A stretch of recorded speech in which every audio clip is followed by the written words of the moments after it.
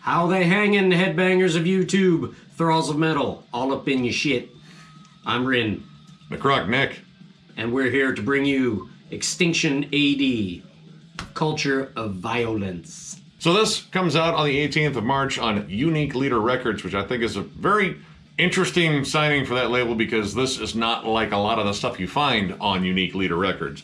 This is thrash metal / crossover / hardcore, and I mean, if you listen to Unique Leader stuff, you know there's not really a lot of that or any of that, maybe except for this band on that label. So this band formed in 2013 in Long Island, New York. This is their third full length. They have 4 EPs, and this band actually features former or current members, it's kind of hard to say, but of This Is Hell, which I actually brought up in underrated thrash metal albums, and I had no idea that these bands were related. He found out too. And we're like, huh. Oddly, that kind of makes sense. But yeah, this was one that we wanted to go over because we've actually seen this band live, and they have a really interesting approach to thrash metal in general because there is a lot of that New York hardcore attitude sort of added to it, and it makes for this visceral fucking combination. Opening track, the title track, right away, hardcore as fuck. Like, I'm talking like 90s era fucking Victor Records, like a whole compilation of the just heaviest shit out there, in your face attitude, but really cool thrashy riffs. And one thing you're gonna find on this album across the board, scorching fucking lead work. Woo. Yeah, the mixture of hardcore and thrash, it's kind of like Long Island Slayercore. Yeah, there is a lot of Slayer riffs, a lot of breakdowns, but it's kind of cool because they're different. Yeah, every song has a breakdown, but it's a different kind of breakdown. Kung Fu fight someone, stomp around in a circle and, I don't know, throw your beer at someone kind of breakdowns. Beer or a cup of blood. Cup of blood. Actually, that would make sense too because these are fucking violent. And by different breakdowns, I mean you get like straightforward hardcore breakdowns, a lot like metalcore breakdowns where you get a lot of the syncopation and shit. This is single chug, single stomp, person yelling in your face breakdowns. There's one on the song 13, which, granted, loads of like Testament level fucking riffing on there and lead work, but the breakdowns just have this sort of like primal feel to it. And then when you get down to a song like Mastic, which fucking flies. It moves past Slayercore to Vadercore. Like, it's just fucking going. But you get a cool mix of like thrashier breakdowns, like something you would hear on the bridge of like, you know, your favorite fucking thrash albums. A little bit more riffy and less just about the single chug, but about like a killer catchy riff. The bass breakdowns are so awesome. It happens a few times in a few different songs where the bass just drives it. It's that glug, glug, glug, glug, glug, glug, glug, glug, glug. More glug. More glug. And it's filthy. Irish Spring yourself because you're dirty. One of my favorite examples of kind of all of that is the song Heads Will Roll. This song, one of my favorite parts of it is the end of it. The end of it has a really cool thrashy breakdown, like fucking all the fucking Slayer love in the world in this breakdown. And then it starts kind of like fading out, like there's just like a little bit of feedback. It's like, all right, it's gonna cut off here. Fuck that, one more breakdown to go, and it's hardcore as fuck. Like, it's just a pit stomper, like, you might consider hitting your best friend in the face over this one. It's like, I'm sorry, but you heard the riff. Are we fighting? Yeah, we're fighting. Sorry. Whose blood is this? Could be mine, could be yours. Somehow the blood bonds us. We'll share a hospital room. This'll be fine. Bonded within the blood.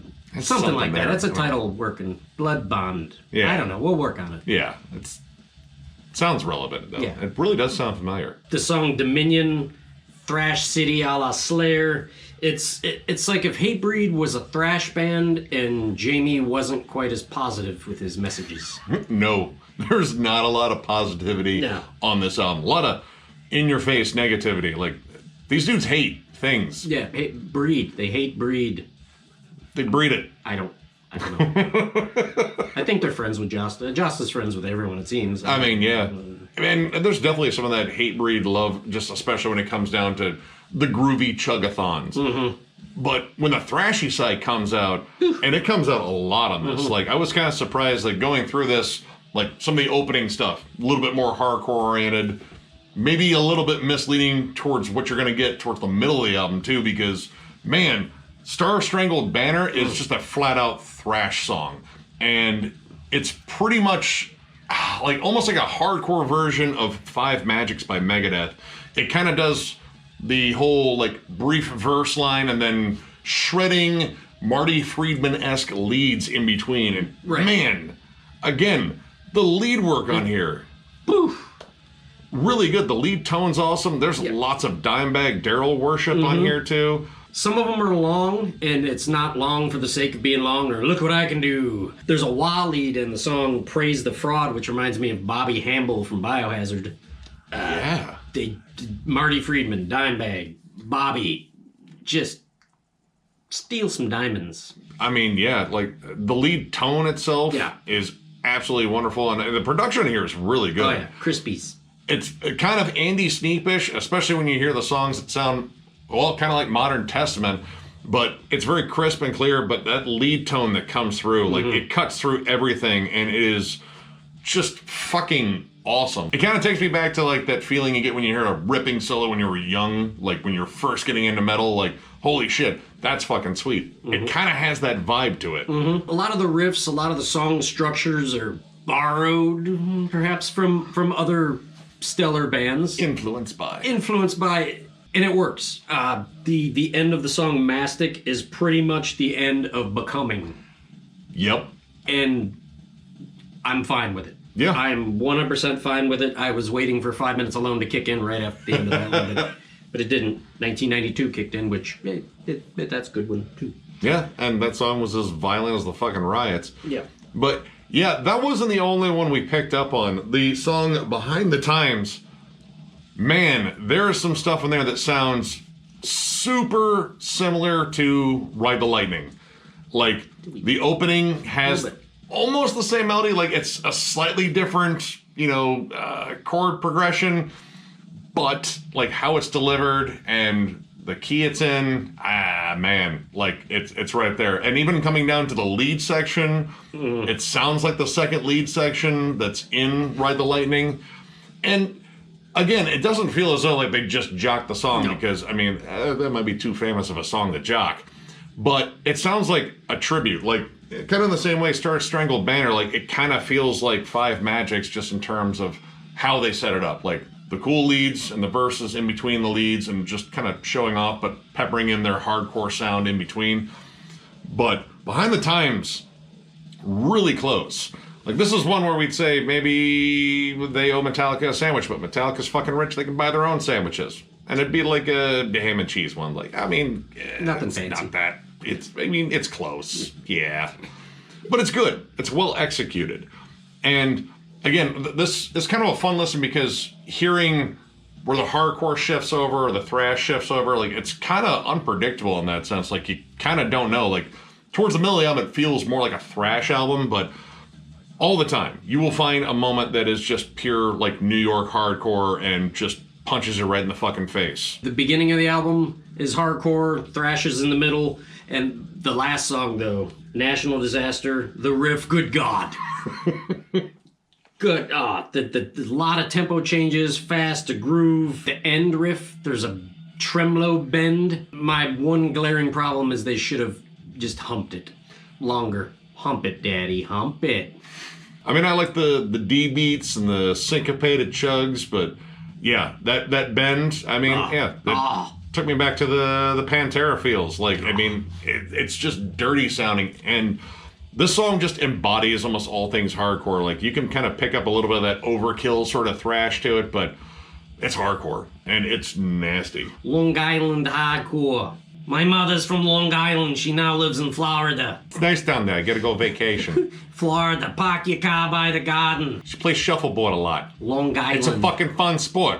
Well, you got a fucking problem with it? Pretty much, I don't have too much negative to say about this. My only complaint would be sometimes the vocals don't quite work. And it's mainly the clean ones. When this dude is fucking shouting his ass off, like, there feels like there's legit hostility behind it, and I really fucking dig that. But when he tries for the clean approach, isn't maybe necessarily how he sings it, but maybe how it's produced, because it feels like There's like 3 layers to the vocals, and it kind of sounds like it's auto-tuned. And it doesn't necessarily generate like the big melodic hook. And honestly, most of the melodic hooks are kind of generated by like the really killer riffs and leads on here. So I kind of think most of the vocals just kind of need to stay kind of harsh. Like he does vary it up with the growls. Like there's a higher hardcore scream and then there is a lower roar that he does. Both are very effective. It's just the clean vocals. Again, if you're trying to make a more accessible chorus or something kind of anthemic, it doesn't necessarily match up very well. And yeah, I mean, that's honestly the only complaint. I mean, even the stuff that was closely rooted to maybe some other songs, it was still really well executed. And, you know, for whatever you can say about, you know, originality and everything, they make up for it in fucking raw intensity. Ooh. Yeah, this album is 10 songs, about 40 minutes, 45 minutes. There's no bullshit. There's no filler. The things that don't work as well are not that big of a deal. Really, it's pretty much everything I like about metal. Balls, aggression, groove. Punch that guy. I'm too old to see this live because I'll hurt. Just hang back. A lot. I'll be in the back with my denim blankie. We got patches on it? Yes. Okay. This is a good push forward for these guys. I like all their other stuff, but you can tell the songwriting is getting tighter. The riffs are getting brutality or something like that. Yeah. Yeah, maybe the vocals sometimes are a little too ambitious, but hey, go for it. I like it. I'll knock myself out. Shit, 4. Yeah, I'll go 4. 4. Yeah, I like it. Yeah. I'm gonna go with a 3.5. I dig this. And honestly, I will say this is their best album yet. I have their previous 2. I thought they were good, but it kind of just needed like just a little bit more polish. All the aggression has always been there. Yeah. Hell, it was there in This Is Hell. But I think this one shows off a lot more songwriting dynamics. Some of them may seem a little bit familiar, but they are well executed. The lead work on here is fucking top notch. Yeah. And this is a really catchy album. Like, it delivers some really memorable hooks. And it was just kind of cool hearing, like, that, you know, 90s hardcore sound. Like, not necessarily like the old school crossover stuff where it was like, all right, we listen to Agnostic Front and Sick of It All and stuff like that. This kind of had a little bit of more of that 90s sound in there. That sort of aggression, but mixed with a lot of modern thrash. And the combination is fucking violent and really good. I definitely recommend this. If you like thrash metal and hardcore, you'll probably really fucking dig this album. Meat and potatoes, aggression, it's just fucking fun to listen to. And like I said, if you like thrash and hardcore, there's probably very little in the way of reasons to not like this. So yeah, check it out. So, if you enjoyed this video, give it a thumbs up, and if you are new to the channel, subscribe, because we do stuff like this all the time. We are also on Patreon. If you'd like to help us out, there will be a link down below. Also, if you are still interested in t-shirts, we still have plenty of them, and you can order them at thrallsmetal.com, which is also linked down there.